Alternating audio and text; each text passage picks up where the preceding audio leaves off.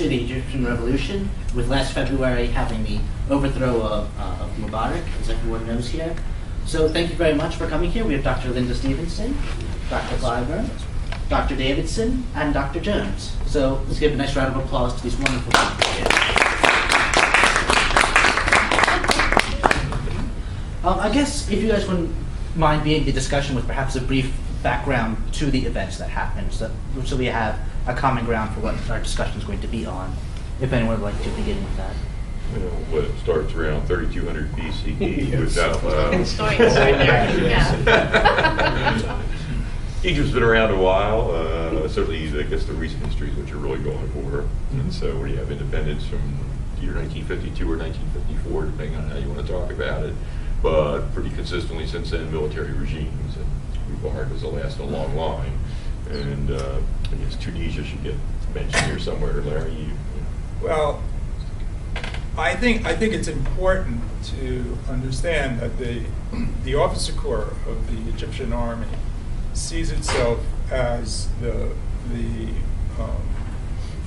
guardians of the national spirit, or the fathers, the founding fathers of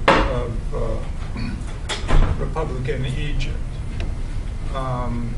Nasser overthrew the king and forced the king out, and so the military sees itself as as the founding organization of Egypt, and so they've got this different point of view. The regimes that military regimes that followed Nasser, who was remarkably popular, by the way, were basically secular and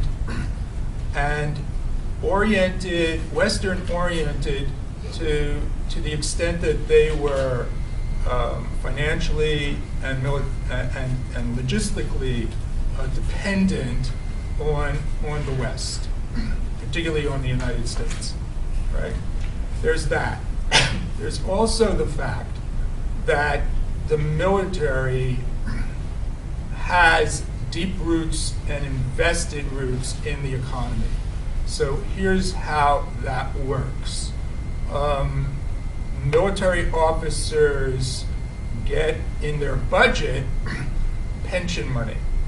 Okay, that pension money is then invested by a military, I guess a military financial branch in the economy at large. And what over time, over in this case 50 years, have done is essentially bought into and achieved controlling interest in very important aspects of the Egyptian economy, right? And these investments then fund the pensions and the lifestyle of the officer corps, not so much the rank and file, but the officer corps. So you have here in Egypt, under these circumstances, an economic and, I guess, and political power base that sees itself as the guardian of the nation, right? In opposition to it has always been the Islamists, particularly the Muslim Brothers. And under Nasser, the Muslim Brotherhood was forced underground. Its leadership was arrested and held in prison for decades. Some of them were executed. And there's always been this very, very dangerous contrast and competition between the two groups. One of the remarkable things, and we can get into this later, but one of the remarkable things about the present circumstances is it seems that a modus vivendi has been reached between the Muslim Brothers on the one hand and the officer corps on the other. And how that plays out is really, in that lies the future of Egypt. Is that more than I'm supposed to do? That's lengthy but complete. I got a question for you, and then maybe anybody can get into it. How do you get into the officer corps? Or rather, and part of that is going to be also what is it that makes it so you don't have revolutions within the officer corps? No, there's nothing. There's nothing particularly aristocratic about the officer corps. There's military colleges Oh, sure. that you can attend. You have to be, you have to be admitted to these things. You can get field commissions in times of war, but there hasn't been many wars since '73. So basically, it's a career choice that one makes to essentially go to these military academies and get through that way. Dr. Davidson made a salient point here about there haven't been many wars. From the mid-1960s until 1973, he mentioned the former leader of Egypt, Nasser, who led Egypt into an internecine war in Yemen on the board here, and a civil war that Egyptian troops were involved in Yemen. Then, of course, the 1967 Six-Day War, which ended in disaster for Nasser and Egypt, and, of course, followed by Anwar Sadat's Yom Kippur War, or October War, as the Arabs referred to it as. But since the 1979 Camp David Peace Accords, of course, Egypt has been at peace. The large question is whether the domestic unrest in Egypt is going to jeopardize this peace in some way, shape, or form, and potentially give rise to conflict with its neighbors at some later date.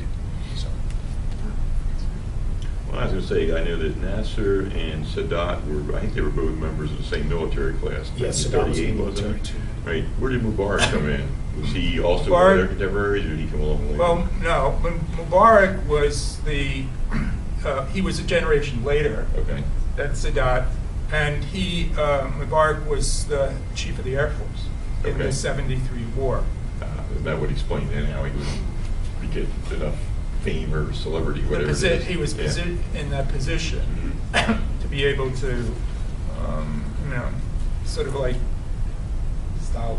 Right, or at least whatever negotiations. And where does the choices get made? Because, I mean, is it the high command all sits around and draws straws, or who gets No. It's the decisions are made by the chief, the sort of Supreme Military Council, who, upon Sadat's upon Nasser's heart attack and death, and then upon Sadat's assassination, sits around and essentially chooses the next leader. Now, the leader that is always chosen starts out as a figurehead representing the council.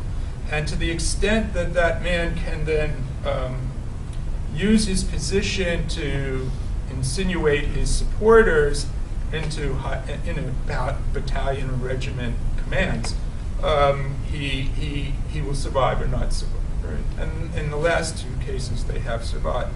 Now, I'll tell you, people now are talking about Mubarak in the past tense, but on the Egyptian street, if you will, they're not that sure, because Mubarak is, first of all, he's in the hospital, quote unquote, but it's a very fancy elite institution, more or less where you would find, say, in the Russian example, in the Soviet example, where top communists would go. Or something. I'm thinking the Hollywood example when you go for rehab at the ranch. So I mean, it's a very palatial kind of hospital.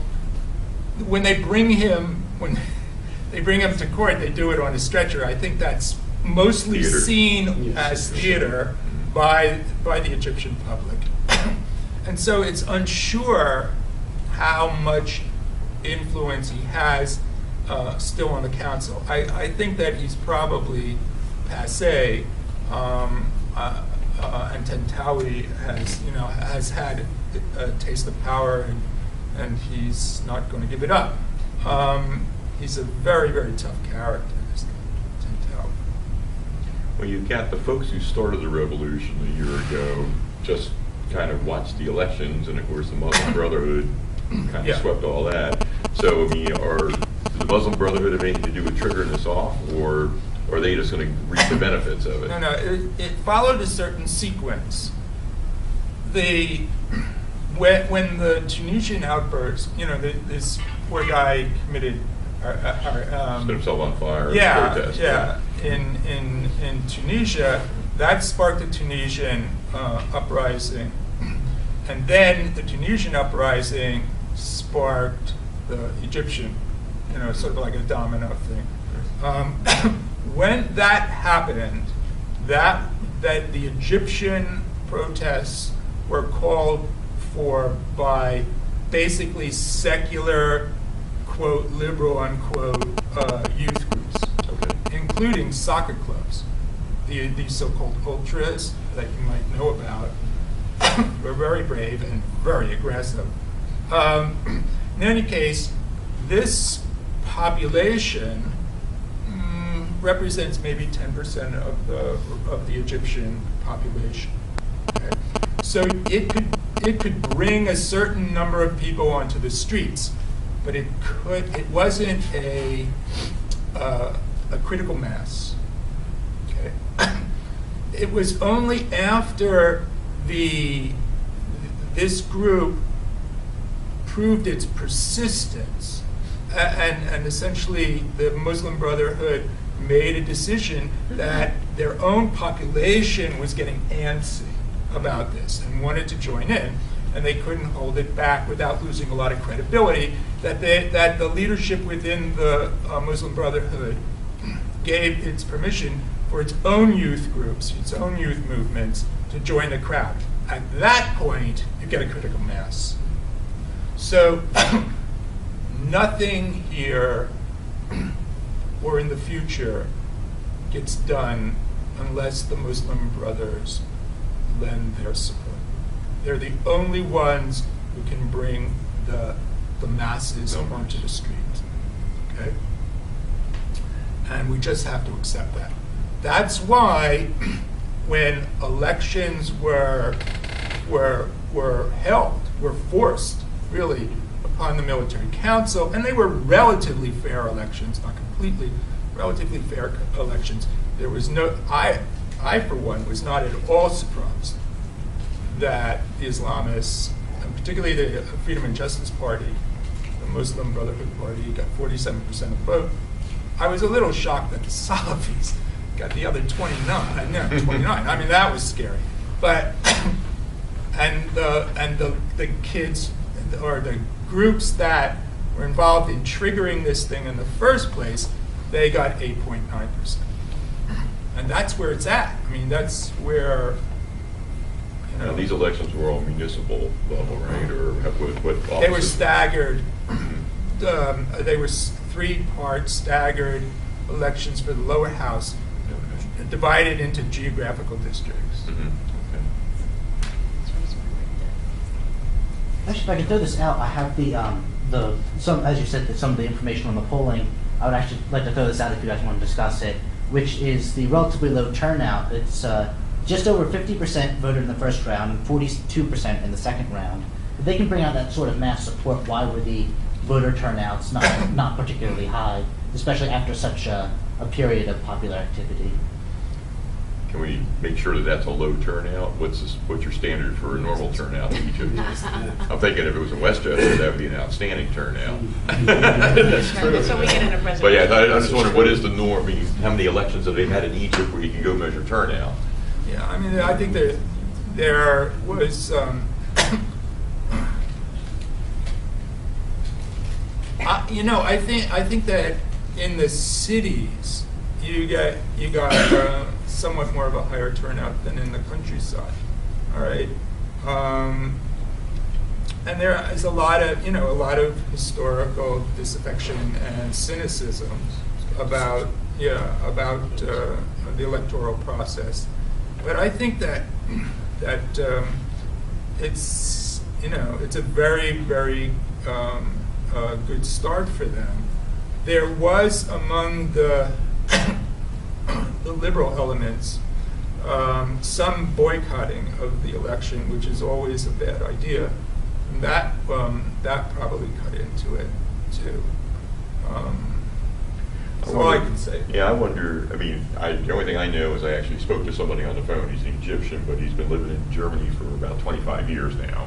And he went back home to visit his family, I would say, November, I guess it was, and stayed for about 3 weeks or so. And I asked him, what he thought about the election, and he said, why did you vote in it, not sure how it's going to come out. Now, I didn't push him to see, is that because you haven't lived there in 25 years, so you don't really care? You cared enough to go back and see the rest of your family just in case something bad happens, or is it because you didn't think it mattered, or because you couldn't figure out who you wanted to vote for? So I don't know what his answer would have been. I didn't answer that question. I was there in March. I went to Egypt in March and stayed for 12 days. And there was a lot of cynicism, and there was a feeling that that if there was going to be an election, it might be rigged or this sort of stuff. That's just talking to cab drivers.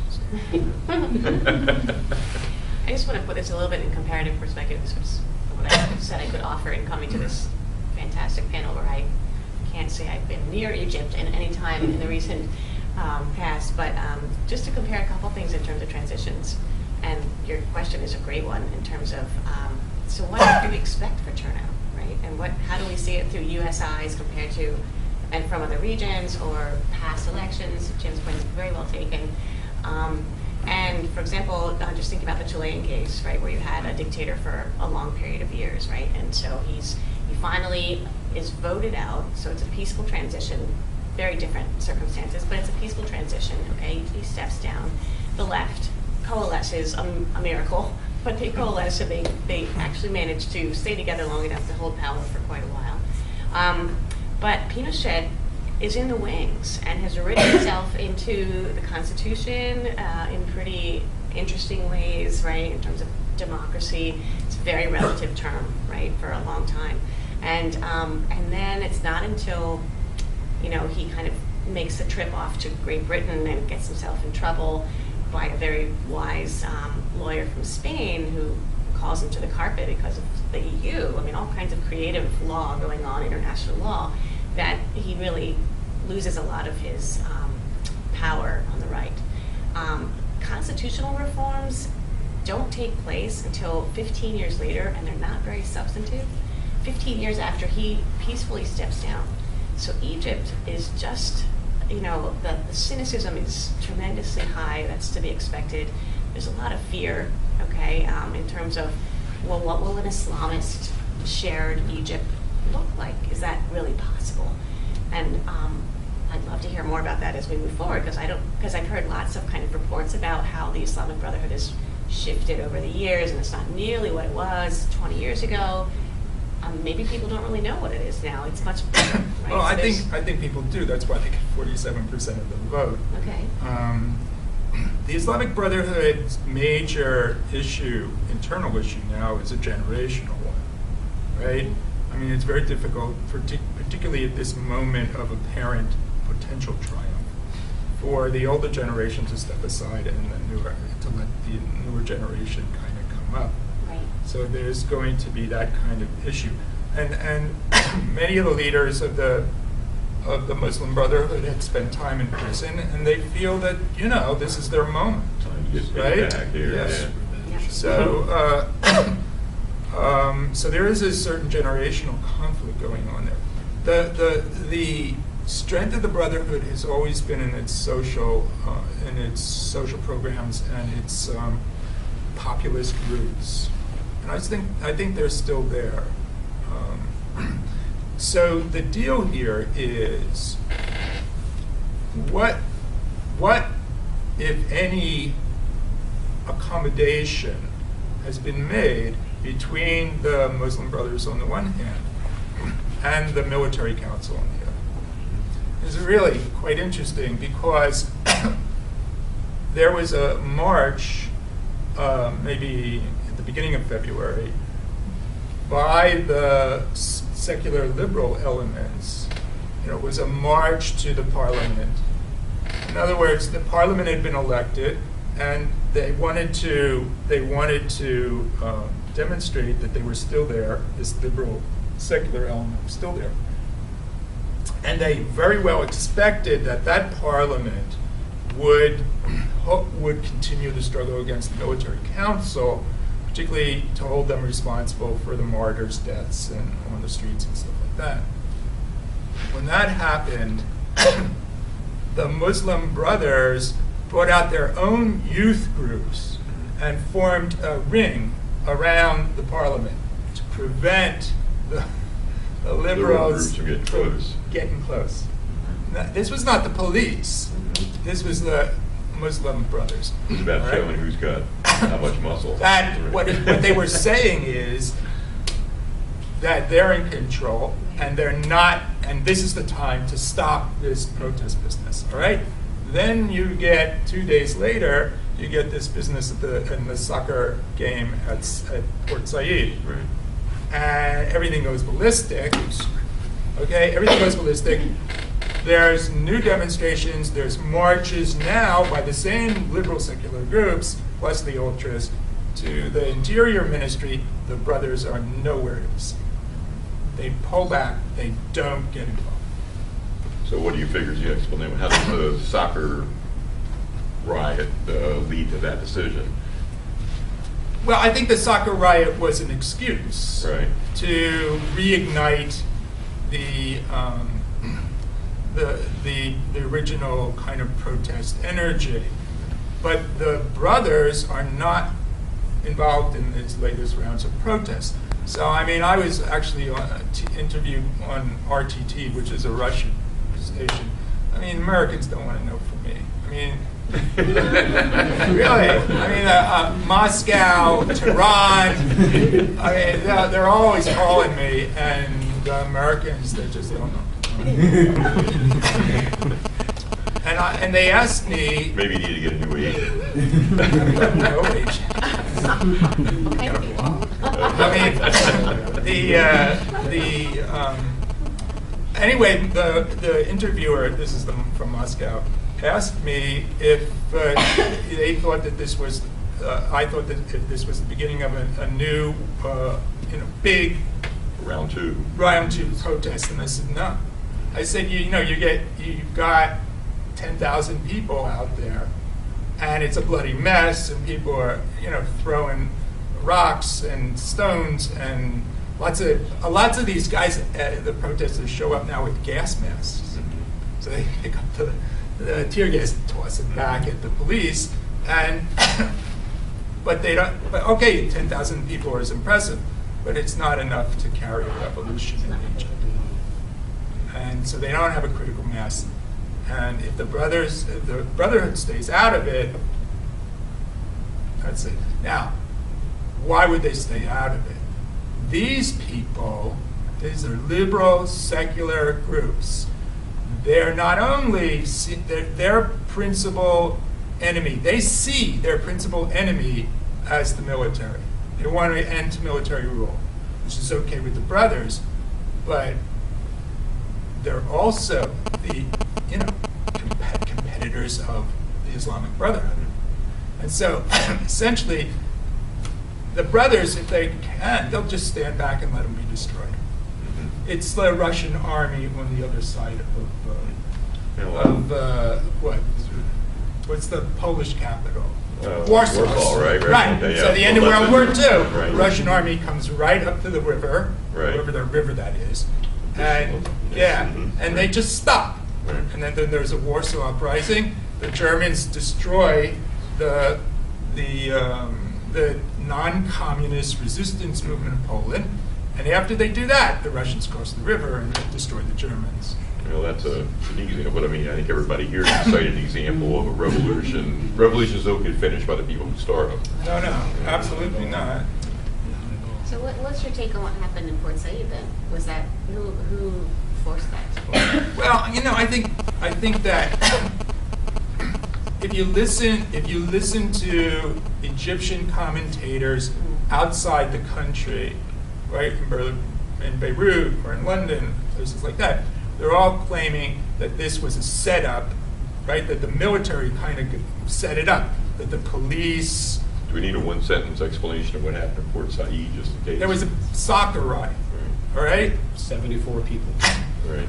But what happened was that the one side crossed the field at the end to move to attack the other side. The other side scrambled to get out of the stadium, and the doors were locked. Right? And so you got most of these 74 people were crushed to death. Okay? Now, so the secular liberal groups are saying, and the soccer ultras are saying that it was a setup. The police didn't move in too fast enough, and that they did it because the group that suffered the most was involved in the protests. I don't think they're that smart or that organized. I mean, I don't. In other words, I don't think the police. Yeah, the military, the police. This wasn't the military. There was no military guys there. There was the police. Did the group that come across the field have any identifiable role in the protests? Or? Yeah, sure. I mean, but they weren't. They were Port Said guys, and the people over here were Cairo people. So it might just be more to do with bad soccer fan behavior. It was bad soccer fan behavior, and the doors. The reason that the doors were locked. They always lock the doors because they want to let people out in a staggered way. But I mean, locking the doors, it's like locking the doors to a disco. I mean, it's not a good idea. My opinion is that this was stupidity, but accidental stupidity, and it just served as an excuse to reignite things. I've gotten into a lot of trouble for saying that. Really, I mean, because there's people out there, Egyptians who support the secular liberal stuff, who are just absolutely convinced. Wanted to be a cause. And they're very, I mean, they're angry. I mean, when I say, who am I? My response was, don't worry about it. Nobody's listening. One of the men who was interviewed on an NPR report, of course, there's bias everywhere, but he claimed to have been in the stadium and among those who were trying to get out. And he was pretty adamant that there were people who were instigating it who were likely in cahoots with the police, or like thugs who were kind of hired as a part of that Port Said group that attacked the rest. And there's so always thugs. There's going to be, I mean, sure, anybody can convert into a thug in those circumstances, but... I wasn't there. I mean, this is just my take on it. I wasn't there. Yeah. I could be wrong. 74 deaths and over 1,000 people who were injured or sustained injuries of some kind. It's a calamity. But this question you raised about the elections, it confronts American foreign policy with some fundamental questions here. We say we're champions of democracy, purportedly, of course, but at the same time, look what our experience was in Gaza. We championed free elections, only to see, again, a political actor come to power that the United States didn't necessarily agree with or support. And, of course, the same can be said of Egypt and the Muslim Brotherhood. Are we really champions of democracy if our national security interest or perceived national security interest are not necessarily consistent with the outcomes here? You guys speak about American interests. We've gotten almost 40 minutes into this without mentioning the country immediately to the north. We put up there on the map there, Israel. Yes. So anything to say about their relationship to all this? Actually, I was going to ask whether you want to go into that, or else I was going to ask if you want to address what U.S. interests have been in the region or currently are, what interests they had in the revolution and its continuing after that. The big thing is right now is the fact that you've got Americans who had been associated with NGOs who were essentially promoting democracy, who are now charged. Most of them are holed up in the American embassy now, charged with inciting rebellion among the Egyptian people, and the Egyptians won't let them out. And one of them is the son of a cabinet official. Yeah, also. the transportation secretary or something like that. Yeah. Right. So, and the American government has said that the $1.3 billion that is regularly delivered to the Egyptians as military assistance is at jeopardy, and the Egyptians say poo-poo on that because it's $1.3 billion. 1 billion of which is spent in the United States for military equipment. So you're just cutting off your nose to spite your face. We don't believe you. And believe me, there's plenty of lobbyists from the military, from GE and other places, who are saying, don't do that, don't do that. So essentially, they've called our bluff on this, and we'll see what happens. Who are those groups giving advice to, giving money to, giving support to? They're giving support to the liberal secular element, who both the brothers and the military council hate. And who are a minority. And got 8.9% of the vote. So it's an interesting conundrum for the State Department. Might not be the best horse to back, is what you're saying. Well, it's too late. Yeah. And eventually they'll get them out, but they're really rubbing our noses in it. It was only a few months ago that our embassy was in Egypt was literally under assault by protesters and others. So obviously, we have a lot at stake here. There's no question about that. That was only a few months ago. Are the interests of the Muslim Brotherhood necessarily opposed to U.S. interests in the region, since they had supported the Transitional Council in Libya and helped support the NATO forces there, which supported our interests? Depends upon how you define our interests. There are no national interests in the Middle East, except oil, right? It's the only national interest. All other interests are defined by the power of special interest lobby groups. And so that boils down to Israel, right?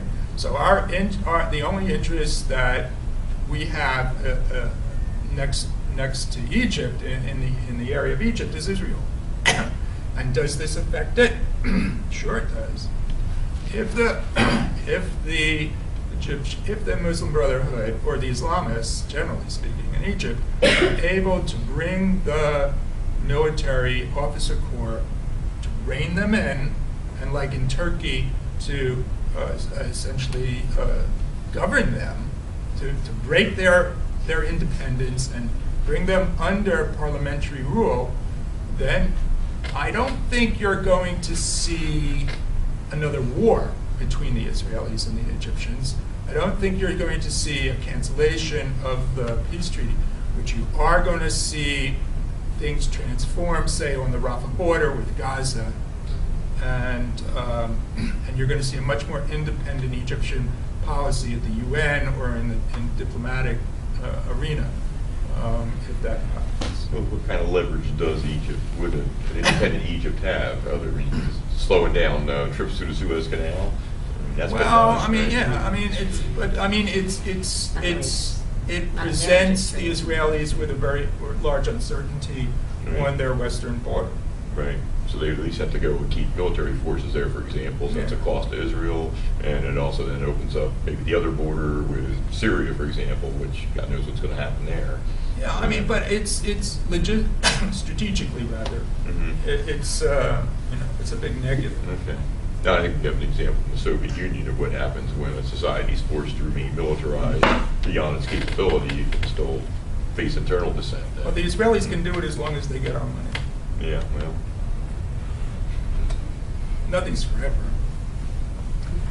So I'm glad I'm not running for president this year and having to go and tell people what I'm going to go do about all this. What should people who are running for president do about all this? I was curious as to what you all are thinking about Israel talking about bombing Iran, and where you think that might go, or where the politics would go in terms of this generation's view of that. I don't know. Or the panels as well.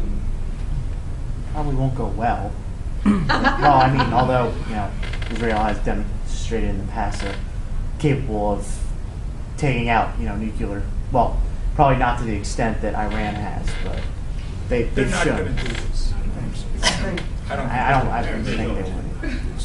In the event of a strike on potential Iranian nuclear facilities, I feel like it's really only going to postpone their development And if you go and strike them right away, you're only going to kick the hornet's nest and likely embolden them to, go ahead and build a bomb. I mean, we suspect that they want to build nuclear weapons right now, but their stated goal is they just want nuclear energy. So, I mean, we don't know for certain that they're even trying to be malicious with it. So, I don't know. Well, It seems like a terrible idea. There's a point back to you. I think the only reason Iran is personally trying to shut down their port or threatening is to raise oil prices and make more money with the economic incentive. Bingo. See, if you look at the logistics of an Israeli strike on Iran, logistically, it's an extraordinarily difficult thing for them to do. If you're going to use souped-up F-16s and F-15s, they don't have a fuel.